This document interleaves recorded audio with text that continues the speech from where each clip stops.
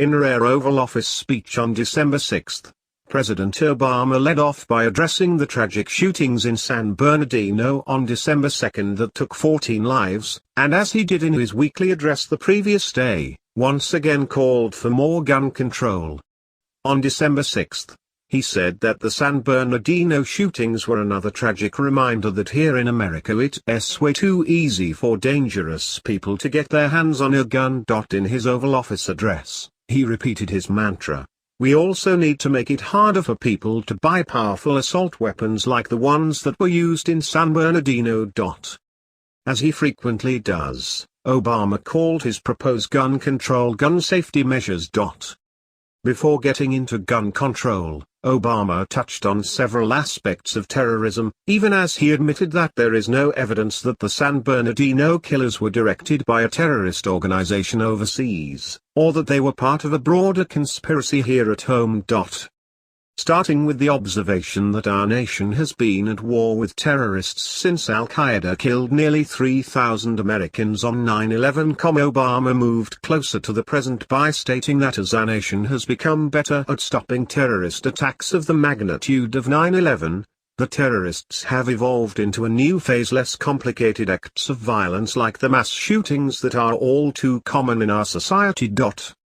Obama quickly jumped into the war against ISIS using the preferred government acronym ISIL, which de-emphasizes Syria, the place where the Obama administration's support for the anti-Assad rebels helped turn ISIS into a major threat. In outlining his anti-terrorism strategy, Obama listed 4 steps in his plan to hunt down and destroy the very terrorists his own interventionist foreign policy in Syria helped create.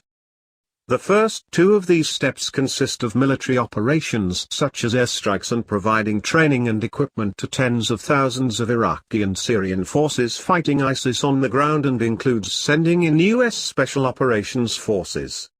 The second 2 steps involve intelligence sharing and diplomacy. Obama then moved his anti-terrorism war from overseas to the home front. It is interesting that during our nation's long history, even during 2 world wars against major military powers such as Germany and Japan, and a long Cold War against the Soviet Union, all of which had large and extensive espionage networks, no domestic terrorist attacks of the size of 9/11 ever occurred. It was only after our nation began its interventionist foreign policy in the Middle East that sufficient blowback was created to fuel those attacks. One of Obama's proposals to protect us from terrorist attacks domestically actually makes sense: we should put in place stronger screening for those who come to America without a visa so that we can take a hard look at whether they've traveled to war zones. However, the others amount to nothing more than infringements on the liberties of law-abiding Americans, especially the right to keep and bear arms that is guaranteed by the Second Amendment.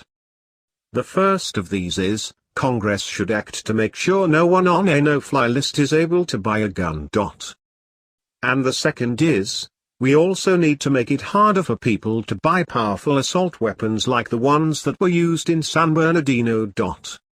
In response to the presidential address, a well-known father and son political duo each made statements expressing serious reservations. Presidential candidate and Senator Rand Paul spoke out against what he called Obama's outrageous quest to turn a necessary discussion on terrorism and national security into an unnecessary and ineffective gun control debate. Concerning gun control, Paul said, "Let us be clear, disarming more law-abiding citizens will not stop mass murderers and terrorists. We should be advocating for more concealed carry ability for law-abiding Americans and an end to unconstitutional gun-free zones."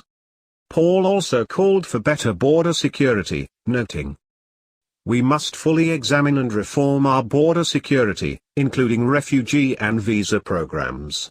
While the president paid lip service to this fight, he plans to keep the failed current rules in place and allow tens of thousands of refugees to enter our country. Paul also criticized the interventionist foreign policy through which the Obama administration actually helped ISIS come to power, by helping the anti-Assad rebels in Syria, some of whom were actually allies of ISIS. We must stop arming and training allies of ISIS and Al-Qaeda. We should not double down on this failed and dangerous policy that the president called for tonight. Paul S. father, former representative and presidential candidate Ron Paul, Republican Texas, also had plenty to say about the president's address. The elder Paul also addressed Obama's gun control proposal. Concerning the never-ending interventionist foreign policy that has spanned several presidential administrations, the elder Paul said, "Sadly, I don't see much to be gained from President Obama's speech from last night on gun control and ISIS. We're now apparently involved in a war that both Republicans and Democrats don't see an end to. Perpetual war is a surefire prescription for government to continue to erode and take away our liberties." And, as might be expected, Paul pointed out what is obvious to every constitutionalist: the Obama war on the Second Amendment. The major liberty that President Obama attacked last night is a person's right to defend himself with a gun. The president was slightly deceitful when he said the following words: "What can be the argument for allowing a terrorist suspect to buy a semi-automatic weapon?" He argued that a person on a no-fly list should be banned from buying a gun. However, just think of all the errors that are on the government's no-fly list. There aren't just a couple of dozen mistakes, but probably thousands of people that are erroneously on the list. There is a way to break free of the never-ending cycle of inflaming the world, inciting terrorist blowback, and suspending the Bill of Rights to protect us from terrorists. It consists of following the advice of our wise founders to mind our own business. As John Quincy Adams wrote in 1821, "America goes not abroad in search of monsters to destroy. She is the well-wisher to the freedom and independence of all. She is the champion and vindicator only of her own." Thomas Jefferson wrote a short and simple defense of the right to keep and bear arms in a draft for the Virginia Constitution in 1776, "No freeman shall ever be debarred the use of arms." As for why this right is so important, Noah Webster wrote in an examination of the leading principles of the federal Constitution, Philadelphia 1787, "Before a standing army can rule, the people must be disarmed, as they are in almost every kingdom in Europe oppressive." Obama has an entirely different philosophy, however. It is, spend countless energy and lives going abroad, in search of monsters to destroy, while disarming the people